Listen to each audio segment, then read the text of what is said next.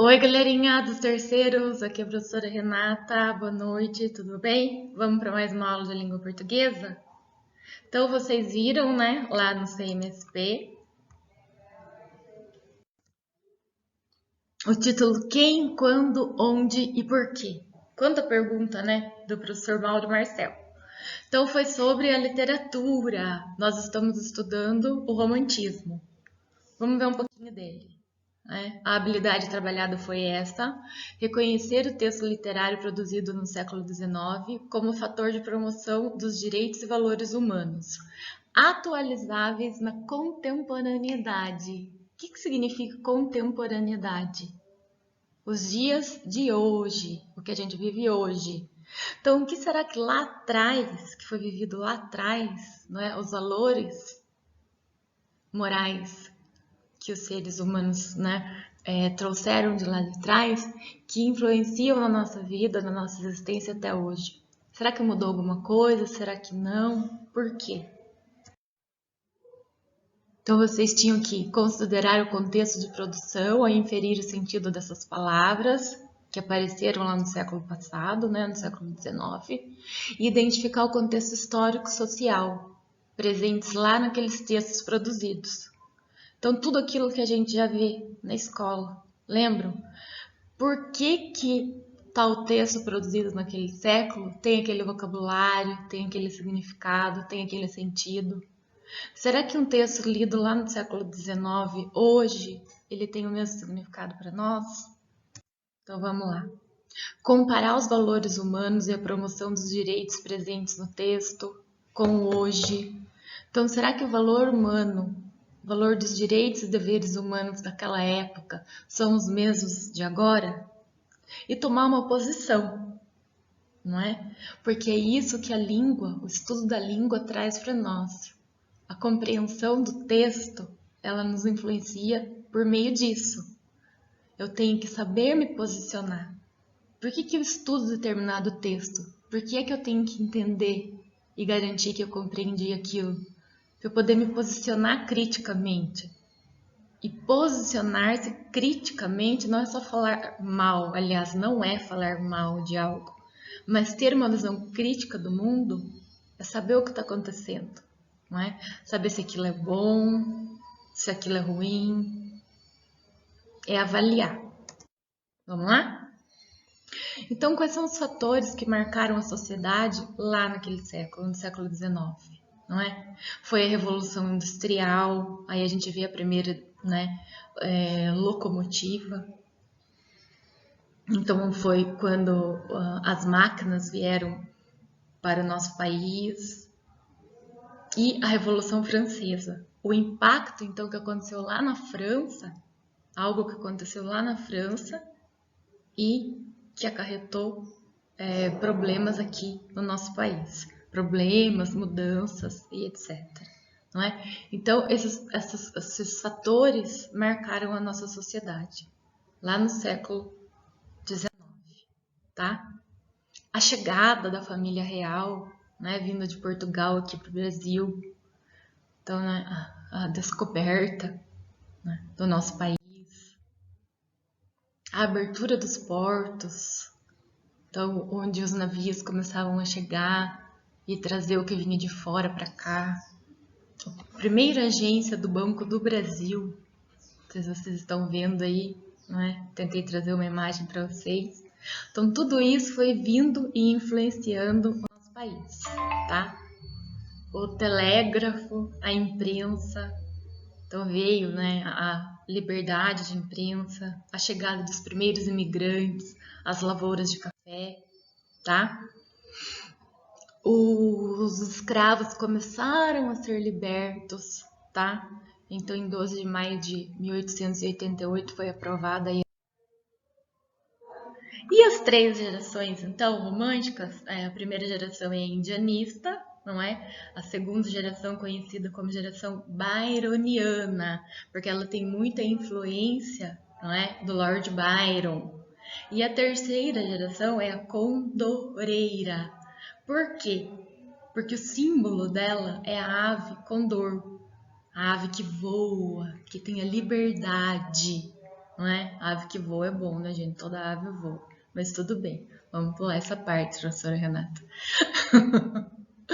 Então, a geração indianista é a saudades da pátria. Lembra da canção do Exílio? Minha terra tem palmeiras onde canta o sabiá. As aves que aqui gorjeiam não gorjeiam como lá. Então, esse poema marca essa geração, a geração indianista, tá? O Álvares de Azevedo, lembra Lira dos 20 anos? O poeta que morreu com 21 anos?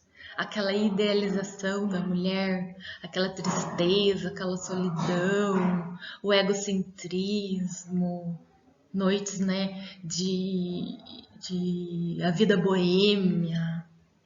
E a geração que a gente vai estudar agora, a terceira geração romântica, marcada por Castro Alves, que é a luta pelos direitos humanos, a crítica social, uma geração marcada por isso, tá? Então lembra quando a gente falou sobre a questão do romantismo não ter nada a ver com o gênero romance?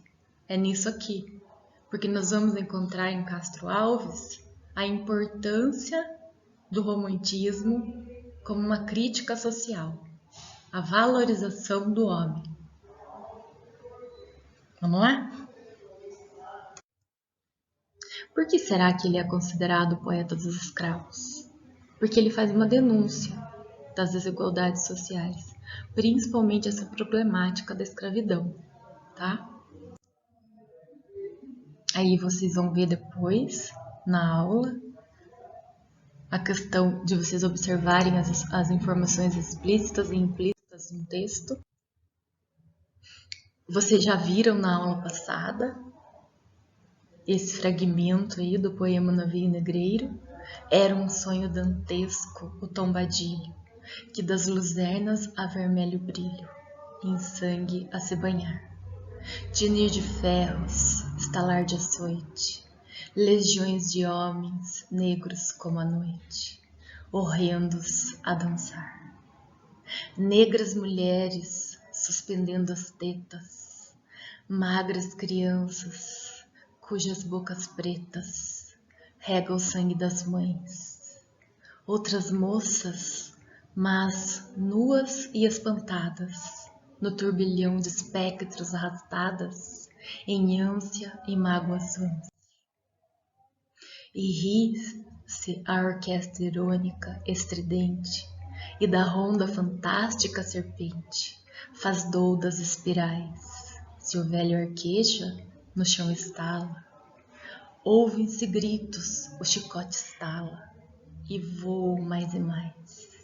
Presa nos elos de uma só cadeia, a multidão faminta cambaleia, e chora e dança ali. Um de raiva delira, outro enlouquece, outro que martírios embrutece, cantando, geme e ri. E aí nós temos o poema. O que será que teria levado Castro Alves a escrever esse poema, O Navio Negreiro? Como a gente disse, né, a literatura é o meio de comunicação. É por ela que a gente faz a denúncia social.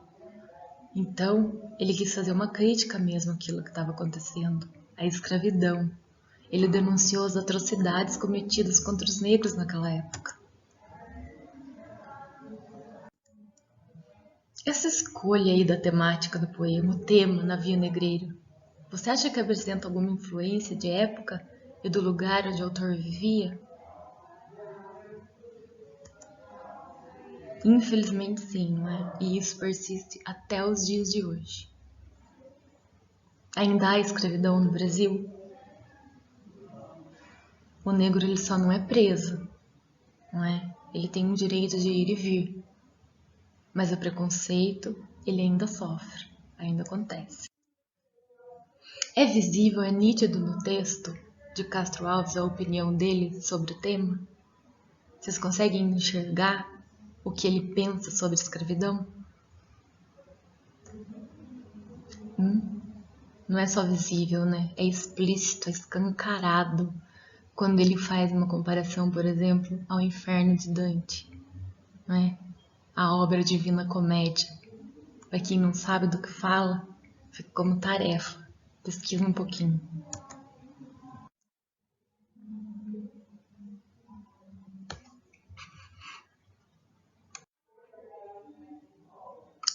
Depois, pessoal, a gente tem na continuação um texto que fala sobre a Declaração dos Direitos do Homem e do Cidadão, tá? Aí vocês vão dar uma olhada, ler esse texto para mim e comparar. Como é que você pode analisar os fatos narrados no poema Navio Negreiro, levando em consideração essa Declaração do Homem, dos Direitos Humanos?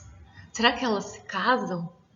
Será que as informações contidas no poema, tudo que o poema traz aí, junto com a declaração, o que eu posso perceber de ambos? O que eles têm de semelhante? O que eles têm de comum? E o que eles têm de diferente?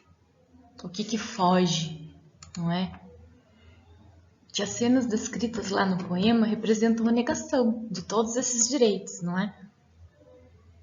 Por exemplo, no texto eu tenho um rol, uma lista do direito que o homem tem. E no poema todos esses direitos são negados. E se essa declaração foi escrita lá em 1789, servindo de base para a constituição de uma sociedade moderna, e o poema foi escrito em 1868, ou seja, depois, como é que se explica as condições de prisão e escravidão que o homem é submetido no texto pelo poeta? Se eu tenho uma declaração dando uma lista lá de todos os direitos e deveres do homem, como é que eu submeto esse mesmo homem a uma condição tão precária? Analisem isso comigo. Por que isso acontece? Porque esses problemas perduraram ao longo dos séculos. E que mesmo vivendo numa sociedade, os valores e direitos humanos são violados constantemente. Tanto que hoje, em pleno século XXI, nós vemos o que acontece. Tá aí, não é? A gente liga o jornal, a gente liga a televisão, os nossos direitos, e o direito do negro principalmente, é violado constantemente. O preconceito, ele ainda está arraigado. Então, fechando essa aula, tem as atividades da página 39 a 41. Depois que vocês assistirem às aulas do CMSP, vocês completem a atividade. Foi um prazer estar aqui com vocês. Um beijo grande no coração. Saudade, professora Renata. E fique em casa.